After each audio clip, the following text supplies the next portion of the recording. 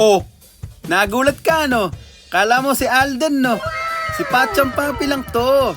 At halika na dito dahil gagawa na naman tayo ng isang kagilagalalas na putahe. Wow, wow, wow sa ating creamy sinaing na tulingan sa kamyas at ubas. Wow, wow, wow! Ang iyong kilalang sinaing na tulingan, nilevel up natin ang sarap. Creamy at fruiting-fruity ang kanyang pagkakaasim dahil sa ating nilagay na kamyas at ubas. Wow naman! Taob ang kanin na bagong saing. Siguradong mapapa-extra rice ka sa linamnam at sarap nito. And you wanna know how it's done? Let me show you. Come on, let's get it on. This is how we do it. Rock and roll. Creamy sinaing tulingan in kamyas and ubas. Let's go! Sa ating panimula, ito nga palang ating isda, tulingan. Nalinis na nga pala natin yan at nilagyan lang natin ng hiwa sa tagiliran. Gagamitin tayo ng turmeric o luyang dilaw. I-slice lang natin ng pagganito. Ito din naman sa ating siling panigang, dagdag aroma. Wow! Ito ang ating dried kamyas. Wow! Dried balimbi fruit pala ang pangalan nito sa English, no? At ito itsura niya kapag natanggalan natin sa kanyang package. Ito naman ang bagong tuklas natin na pang-asim. Grapes. Ubas. I-slice lang natin sa gitna, parang ganito. Wow, wow, At imbes na taba ng baboy, taba ng baka ang gagamitin natin. Hiwain lang natin ng maliliit gaya nito. Gagamitin tayo ng coconut cream. 2 lata lang na ganito kalaki. Okay na yan. Wow! And then, syempre, magdadagdag tayo dyan ng salt. Wow! Gagamitin tayo dyan ng cooking oil. In this case, sunflower oil ang gamit natin. At ito, i-prepare lang natin yung ating mga tulingan. Gaya ng nasabi ko, nalinis na natin yan.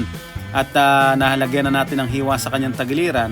Ngayon naman, naglalagay na tayo ng asins on both sides. Lagyan lang natin yan at ipiprito natin ang ating tulingan. Wow, wow, Tamang salt lang para crispy and yummy. Okay, let's go! Dito naman sa ating wok, painitin natin yan at lagyan natin ng cooking oil. Tamang dami lang din para sa pagpipirito ng ating tulingan. Painitin natin ng husto para hindi magdikit-dikit at pwede na nating isalang yan.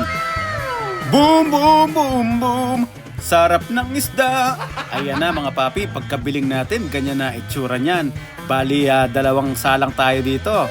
3 piraso per batch para hindi naman overcrowded syempre at maluto ng maganda yung ating tulingan, no? Wow, wow, wow! Wow, wow! Ito na nga pala yan. Oh, come on! You're beautiful! After natin maprito lahat ng ating isda, dito naman tayo mag-proceed sa ating next step. Dito gagamit tayo ng banana leaves o dahon ng saging. Maggupit lang tayo dyan ng dahon na parang ganito, at least mga kalahating dangkal yung sukat. Ito yung gagamitin natin na pambigkis doon sa ating tulingan, okay? And then maggawa ka na rin ng mga maliliit na ganito. Ito naman yung ipangbubuhol natin doon sa ating pambigkis. Ala papi! Ay bakit ba tayo naglalagay ng dahon ng saging? Ganito yan papi, bigyan kita ng mga ilang dahilan. Una, yung aroma ng ating dahon ng saging, okay na okay yan, magandang maibibigay na amoy nito sa ating dish. Pangalawa, protection na rin sa ating isda. Although yung isda natin, kaya natin ipinrito para maging firm yung kanyang laman at hindi siya basta-basta sumabog sa pagsasaing natin. Kasi lulutuin natin yung ng matagal eh. So ito namang bigkis ng saging, itong dahon, pang protection na rin sa kanyang katawan para hindi siya basta malusak doon kapag niluluto na natin, di ba? And itong pagbibigkis, actually dapat sa gawin ng ulo to nilalagay eh. O doon sa may lieg kasi kadalasan humihiwala yung ulo ng isda sa tagal ng pagluluto. At isa pang dahilan na bukod sa mga nabanggit na natin papi, syempre para sa presentation na rin. Ayan, ibuhol lang natin ng ganyan papi and then gawin natin yan para sa lahat. And then ito na siya. Boom! Ganda, di ba? Dito pa lang nakakatakam na eh. Parang suman, ano? At pag nagawa na natin yan, punta na tayo sa ating next step. Dito sa ating kasirola, painitin natin yan. Di na natin kailangan lagyan ng mantika kasi tutugnasin natin dyan yung taba ng baka. Taba ng baka yung ginamit natin imbis na taba ng baboy. Pero syempre, kung kayo magluluto, pwede kayong gumamit ng taba ng pork. Okay na okay yan. Nagkataon lang kasi na pass muna si Mrs. sa Yobabs kaya itong ginamit natin. Hayaan lang natin siyang matugnas o mapagmantika natin. Yung halos ipiniprito natin siya sa sariling mantika. At ito na itsura niyan. At least merong crispiness, di ba? Pag nakuha mo na yung ganyang itsura ng ating taba, pwede mo nang patayin yung apoy. And then, habang kumukulo-kulo pa yan, pero patay na yung apoy, pwede na nating ilagay yung ating luyang dilaw o ating turmeric. Ayusin lang natin ng mabuti habang nasa ibabaw siya ng taba ng baka. And then, ganun din naman, isunod na natin dyan ang ating dried kamyas. Ito, pinatuyong kamyas natin. And then, inext mo na dyan ang ating ubas. Ito mga papi, sinasabi ko sa'yo yung lasa kung hindi mo pa natitikman. So fruity! Magandang ang asim nito mga papi dito sa ating dish. Lagyan mo na rin yan ng siling haba o yung siling panigang. Gandahan mo lang ang pagkakasalansan at pwede na tayo magdagdag dyan ng ating pamintang durog. Iikot-ikot mo lang din yan ulit mga papi. And then eto na ang ating star of the show, ang ating tulingan. Naiprito at nabalutan na ng bigkis o nabalutan na ng dahon ng saging. Isalansan lang ulit natin yan ng maganda mga papi. And then magdadagdag tayo dyan ng coconut cream. Take note papi, patay yung apoy natin dito habang ginagawa natin ito ha. Although mayroon pa rin init yung ating kasirola pero goods yan, patay lang muna yung apoy. Lagay na natin yung natitira nating siling haba at magtaktak na dyan ng ating chili flakes which is optional kung ayaw naman na manghang. Lagyan mo na rin ng asin mga papi para goods na tayo sa alat. At lagyan na rin natin ng tubig, mga 4 na mangkok lang. Dito, magsisimula na tayo magpakulo mga papi. Takpan natin yan bago natin ilagay yung totoong takip. Lagyan mo ng dahon ng saging sa ibabaw syempre at takpan mo na. Pakuluin natin yan. And then 1 hour and 30 minutes later, ano ba yan? Eto na itsura niyan papi matapos ang 1 oras at kalahati ng pagpapakulo dito sa ating sinaing na tulingan.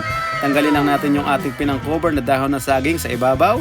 And then boom! Nakita mo naman at sobrang nakakatakam ang ating creamy sinaing na tulingan sa kamyas at ubas.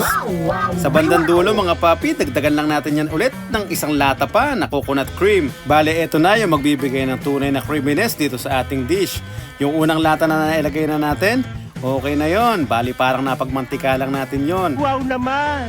Sa pamamagitan ng ating sandok, bali iskupin mo lang yung ating mga sauce. Wow. And then, saboy-saboy lang natin yon sa ating mga isda para bumaba yung ating nilagay na gata. Wow! Eto na yung ating huling gata na ilalagay dito mga papi. And then, ang gagawin lang natin dyan, bali i-reduce lang natin yung kanyang magiging sarsa. And then bago mo gawin yon, taktakan muna natin ng asin para medyo maging balanse yung ating asim at alat. So same process, medyo sabuyan mo lang din ulit yung mga isda natin dyan para bumaba yung nilagay natin na asin. Ganon din naman sa ating gata. And then all goods na tayo dyan mga papi. Maghintay lang tayo ng konti hanggang sa ma-reduce yung ating tulingan. And then eto na yan. Nakita mo naman. Igayak mo na ang ating mumunting lamesa.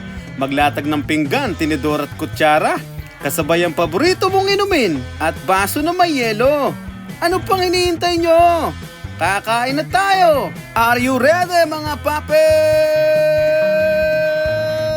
1, 2, 3, 4 Pacho papi, yeah! Pacho papi, yeah! Pacho papi, yeah! Pacho papi, wow, wow, wow! Pacho papi, yeah! Pacho papi, yeah! Pacho papi, yeah! Pacho papi, wow, wow, wow! Pacho papi, yeah! Pacho papi, yeah! Pacho papi, yeah! Pacho papi, wow, wow, wow! Pacho papi, yeah! Pacho papi, yeah! Pacho papi, yeah! Pacho papi, wow, wow, wow!